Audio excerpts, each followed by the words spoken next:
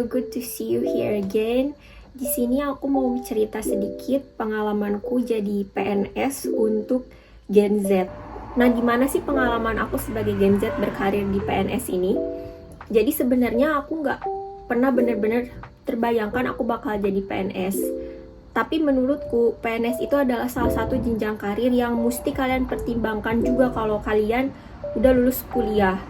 Oke, aku mulai dari awal. Aku lulus kuliah itu tahun 2020 dari ITB, dan habis itu aku sempat kerja sebentar di pemerintahan sekitar 1 tahun. Nah, di masa akhir kerjaku tahun 2021 itu ada opening CPNS.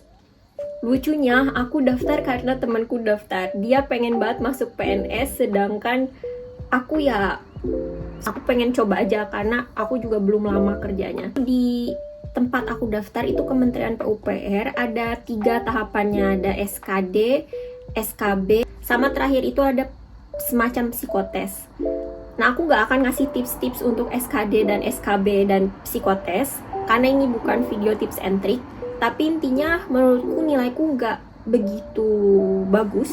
Nilaiku sebenarnya biasa aja, cuman aku itu beruntung karena waktu tahap terakhir itu psikotes itu tahap gugur, aku lolos, sementara orang-orang yang nilainya di atas aku itu pada nggak lolos. Jadi sebenarnya kalau diurutin aku tuh ada di urutan terbawah orang-orang yang masuk CPNS di jabatan fungsionalku. Tapi tetap masuk juga at the end of the day. Mulai CPNS-nya itu tahun 2022 bulan Maret, aku diangkat jadi PNS-nya tahun 2023, jadi setahun setelah masa CPNS-ku. Dan sekarang tahun 2024 aku berkesempatan untuk melanjutkan kuliah. Itu kurang lebih garis besarnya. Aku bisa bilang aku masuk betul-betul karena beruntung. Tentu aku belajar dan ada effort untuk persiapan sebelum SKD dan SKB Jafungku, tapi at the end of the day ya memang beruntung aja. Aku PNS di Kementerian PUPR. Buat kalian yang nggak tahu, itu Kementerian Pekerjaan Umum dan Perumahan Rakyat. Di sini aku mau ngasih pertimbangan ke kalian. Kalian harus perhatikan pada level apa kalian daftar, karena antara kementerian, pemerintah daerah, dan pemerintah kabupaten atau kota itu menurutku beda banget, baik dari sistem kerja, lingkungan kerja, dan juga beban kerjanya. Kalian menurutku harus mengenali dulu tempat kalian daftar, entah itu di kementerian atau di pemerintah daerah. Dan kedua adalah kenali juga jabatan fungsional kalian.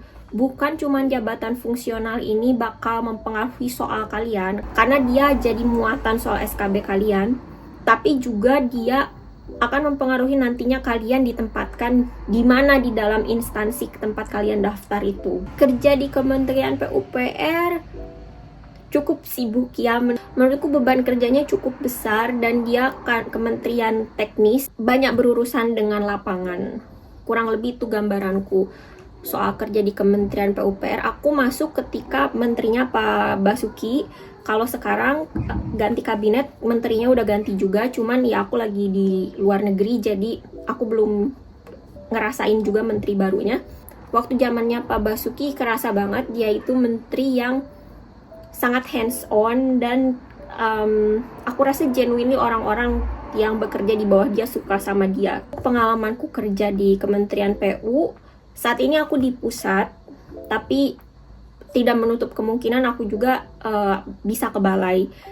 Jadi itu satu hal tentang kementerian pusat, contohnya Kementerian PUPR, mereka itu punya balai. Jadi kalian harus memperhatikan, meskipun kalian daftar di pusat, siapa tahu kalian nanti akan ditempatkan di balai. Nah, jadi ini inti dari videonya. Aku mau bicara tentang pros and cons dari jadi PNS, at least untuk anak kelahiran Gen Z sepertiku, dan mungkin kalian yang Gen Z juga yang sedang mempertimbangkan jenjang karir. Mungkin yang pertama, pros yang pertama adalah stability. Kerja jadi PNS itu stabil. Terlepas dari inflasi, PHK, dan hal-hal semacam itu, untungnya kita nggak terpengaruh oleh hal-hal begitu. Kita tetap akan mempertahankan posisi kita, dan selama kita punya SK, ya udah, kita memang berhak untuk ada di situ gitu. Jadi ada unsur stabilitas yang besar gitu dalam dunia PNS. Dan juga tentu pensiun ya. Kalau P3K itu saat ini belum ada sistem terkait pensiun, tapi kalau di PNS kan diatur ya kalau soal pensiun itu. Jadi kurasa meskipun nilainya nggak sebesar itu secara remunerasi, baik dari segi gaji ataupun dari segi dana pensiun nanti dan juga asuransi, ya aku rasa dia sangat stabil. Pros kedua itu adalah predictability. Jadi kalau kalian orangnya suka dengan sesuatu yang predictable, sesuatu yang kayak kalian tahu gitu, setiap harinya kurang lebih bakal ngapain, setiap harinya kurang lebih bakal dapat job desk apa, nah itu kalian bisa banget pilih PNS. Karena menurutku meskipun tentunya ada banyak variasi dan juga ada banyak kesempatan belajar hal-hal baru, tapi unsur predictability-nya sangat tinggi gitu di dunia PNS ini. Dan yang ketiga itu opportunity. Ini aku nggak bisa stress this enough. Opportunity di PNS itu terutama dalam konteks belajar atau sekolah itu banyak banget. Aku memang nggak dapat beasiswa dari pemerintah Indonesia ya. Aku nggak dapat LPDP dan nggak pernah daftar LPDP juga, dan aku nggak dapat kayak AAS atau DAAD, tapi banyak banget beasiswa yang itu khusus untuk PNS. Contohnya LPDP itu dia ada jalur khusus PNS atau TNI. Terus juga AAS itu ada kuota khusus PNS. Australia Award AAS itu dia ada kuota khusus PNS. Aku pernah sampai tahap wawancara untuk AAS, tapi terus aku keterima Jardin, jadi aku lepas. Terus DAAD juga untuk kuliah ke Jerman, dia ada khusus untuk PNS juga jalurnya. Dan terus ada juga beasiswa dari lembaga, contohnya misalkan beasiswa dari World Bank atau beasiswa dari pemerintah Jepang untuk PNS. Jadi aku rasa betul-betul nilai plus kalau kalian punya pekerjaan tetap yang dimana setelah dapat beasiswa kalian akan balik lagi ke pekerjaan itu, dan itu tentu adalah definisi dari PNS. Makanya banyak banget kesempatan untuk beasiswa. Bahkan kalau di PU itu ada program magister super spesialis di mana kalian itu bisa kuliah di bidang-bidang yang memang dibutuhkan oleh PU di universitas top di Indonesia. Kalau aku bisa bilang dalam posisiku sekarang, kelebihan terbesar dari PNS adalah mendapatkan opportunity untuk bisa menambah pengetahuan kalian lagi melalui pendidikan. Nah, kita udah ngebahas opportunity-nya. Terus apa cons-nya? Apa kontranya? Ada beberapa hal yang perlu kalian pertimbangkan juga. Yang pertama, remunerasi. Jadi aku gak akan sugarcoat it. Dan menurutku juga ini bukan mengeluh. Tapi remunerasi PNS ini mungkin nggak sebesar kalau kalian kerja di swasta. Maksudku di swasta ini misalkan kalian kerja di perusahaan konsultan atau kalian buka usaha sendiri, mungkin nggak sebesar itu. Jadi remunerasi di PNS dalam segi gaji dan juga dalam segi asuransi, karena asuransinya itu BPJS aja, jadi itu perlu kalian pertimbangkan juga. Jangan sampai kalian masuk terus kalian belum cek gajinya, tunjangannya dan sebagainya. Kalian harus lihat itu dulu remunerasinya. Cons yang kedua adalah sistem. Jadi sistem PNS kan embedded di dalam sistem pemerintahan yang relatively dia udah set dan benar-benar bisa aku bilang agak kaku. Jadi kalian harus terbiasa dengan hal-hal yang sifatnya burokratis. Jadi birokrat gitu, karena memang itu tempat kalian kan. Jadi PNS itu kalian menjadi birokrat. Makanya itu harus kalian pertimbangkan. Kalau kalian nggak cocok sama tempat yang birokratis, kalau kalian lebih suka sesuatu yang dinamis, mobilisasinya tinggi, contohnya kerjaan di startup, yaitu kalian harus pertimbangin lagi. Karena kalau yang namanya PNS itu sistemnya birokratis. Tapi aku nggak bisa bilang juga kalau sistem ini nggak akan berubah, karena menurutku untuk PNS angkatanku dan angkatan di atasku yang masih muda-muda, ini aku melihat banyak banget orang-orang yang memang pengen mengubah sistem gitu.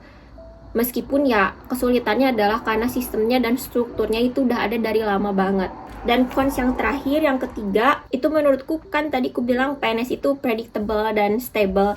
Nah, kalau kalian orangnya lebih adventurous, nggak bisa diem gitu. Kalian harus ngelakuin breakthrough yang nggak mengikuti sistem. Menurutku kalian harus mempertimbangkan lagi masuk PNS, karena tadi dia sangat predictable dan sangat stable. Dua hal itu kan cenderung kaku ya, makanya kalau kita mau sesuatu yang predictable dan stable, ya kita harus mewajarkan dia memang akan agak sedikit kaku. Kalau kita mau dia lebih dinamis, ya kita mungkin harus melepas sedikit dari predictability dan stability itu juga. Nah, itu opini jujurku tentang berkarir dan berkehidupan di PNS ini. Opportunity dan juga jenjang karir yang cukup jelas itu kelebihan besar ya menurutku untuk mempertimbangkan kenapa kalian perlu jadi PNS. Dan menurutku juga sekarang udah ada perubahan paradigma di mana Gen Z ini nggak lagi dipandang sebagai beban, tapi sekarang udah dilihat sebagai aset gitu, yang sifatnya bisa lebih membangun organisasi tempat kita berada gitu. Jadi ada perubahan paradigma, dan meskipun perlahan, termasuk perubahan sistem meskipun perlahan, yang tetap terjadi juga di lingkungan pemerintahan ya. Tapi kalau kalian mau yang instan dan cepat, of course itu nggak bisa gitu. Itu kenyataannya, nggak bisa aku sugarcoat juga. I guess itu opini jujurku. Please share what you think of this video dan juga pengalaman kalian sendiri. Misalkan kalian kerja di PNS atau kalian kerja di swasta, supaya bisa menjadi pertimbangan untuk orang-orang juga. Untuk kalian yang lagi daftar PNS, good luck to you all, dan hopefully kalian ditempatkan di tempat yang paling baik untuk kalian.